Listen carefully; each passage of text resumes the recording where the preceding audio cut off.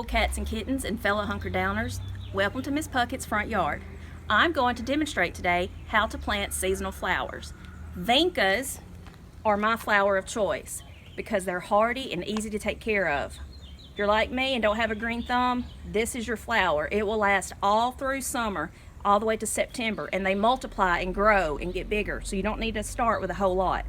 I also recommend moisture control potting mix because if you're like me without a green thumb and you forget to water, it controls the moisture for your flowers. Okay, now I'm going to demonstrate how to plant. I'm going to take one and see, it's a Vinca and they're cheap and affordable at your local Walmart. You squish the bottom to get the roots loose. Pull. You always do this to loosen the dirt and roots so they'll take in the new pot. Go to your desired pot. I'm going to put about 4 in this pot because, like I told you, they'll multiply and grow. You dig down. I just like to just use my hands, it's easier. Get it about soil level and lightly pack around it. Push it down lightly, don't force it, and just put the loose fresh soil around it. And when I get done planting my others, I'll plant about, like I said, 3 more, and they'll multiply and grow and spill over, and they're beautiful. I will water, and I'll do it again tomorrow. Thanks for tuning in, guys. Bye. Hello, this is Miss Jones. I'm going to take a few minutes to teach you how to write a check. So if you'll look here, it says I received a bill from AT&T for $131.62.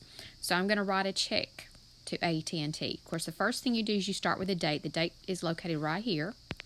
And on the date, you need to write the current date, including the month, day, and year. You can do this using all numbers, or you can write out the month in words. I prefer to do all numbers. And so today's date is May 5th, 2020. So I'm going to write 5-5-20.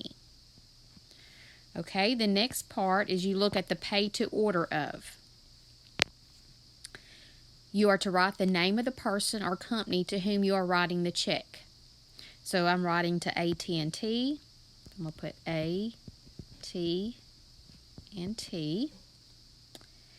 And then the next thing that you're going to do is this little box right here. In that box, you are to write the amount in numerical form. Make sure your decimal point is clear and your numbers are legible. So the amount is $131.62. I'll write my 131.62. Okay, then on this next line here, you are to write the amount in words. You write out the dollar amount in words and the cents amount in numbers over 100.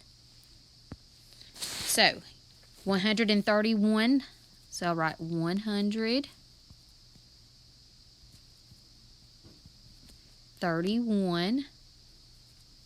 You'll put a hyphen in between the 30 and the 1.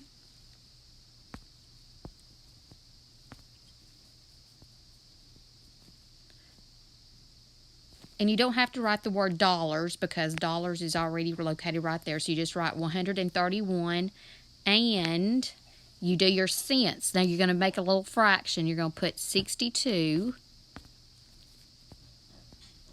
over 100.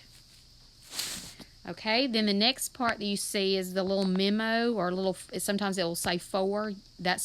You can use this to record a note to remind yourself what the payment was for.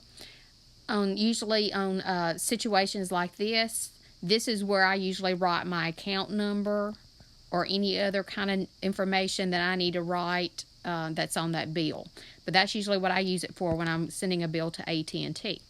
And then, of course, you got your signature line, which is this line over here. On the signature line, this is where you write your name, and you will sign all the checks the same way.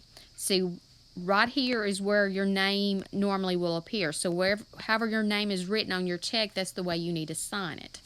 So I'm going to sign my name, Michelle Jones. And so that's how you write a check. I'm going to show you one more example. So let's say I bought a $15 t-shirt from the school. So I'm going to write the school a check. So I'm going to start with the date. Again, it's May 5th, 2020. So I'm going to put 5-520.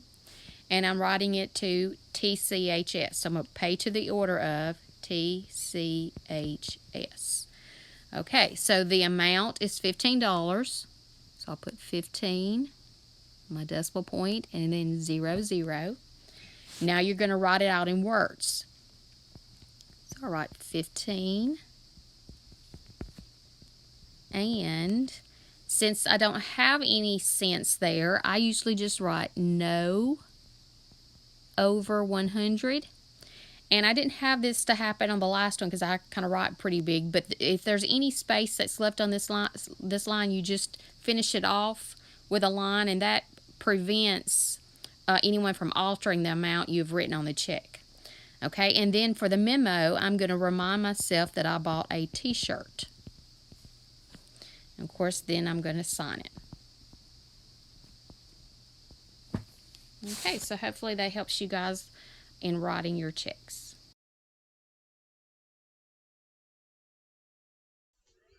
Good afternoon. This is Mrs. Plaxico to show you how to use a tape measure. First of all, this is a tape measure. The kind of tape measure I'm going to teach you to use is a steel tape. This is a 25-foot steel tape. It has some features to it. First of all, it has a metal ribbon on the inside that is marked off in inches. And each of these inches is, if you can see, is further marked off. This next longest mark is the half-inch mark. The shortest mark after that, shorter mark, next shorter, is a 1/4-inch mark. This one is an 1/8 inch mark, and the tiniest mark on this tape measure is for the 1/16 of an inch. So this will measure to the nearest 1/16 of an inch. Now, on the end of the metal ribbon, there is a hook. And the hook is a little bit wiggly. That used to bother me. I wondered how it could be accurate with that hook wiggling in and out like that. But actually there's a reason for that. It's to take the accurate measurements from inside and from outside, and you'll see that in just a moment. When you pull the tape out and let it go, it snaps back into the box. Now there are some tape measures that don't snap back into the box until you push a button. But for most tape measures, when you pull it out, if you want to keep it where it was, you push down on this button at the top to hold it, and that allows you time to read it accurately. And when you get ready for the tape measure box to reel the ribbon back in, you pull the button up. Okay, so for the first thing I'd like to show you is how to use the tape measure to take an outside measurement. Now, watch with me and think.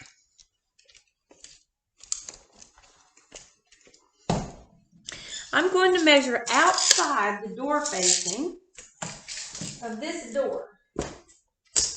Now I want to do this holding the tape measure very level. If the tape is not level, you're going to get an inaccurate reading.